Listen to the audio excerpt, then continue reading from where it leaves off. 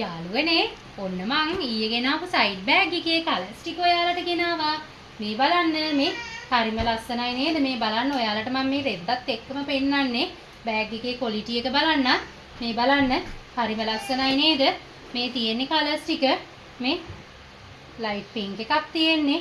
මේ මෙන්න බලන්න. ඒ වගේම බ්ලැක් එක මෙන්න මේ තියෙන්නේ මේ. ඔන්න මේ තියෙන්නේ බෑග් එක මේ. හරි.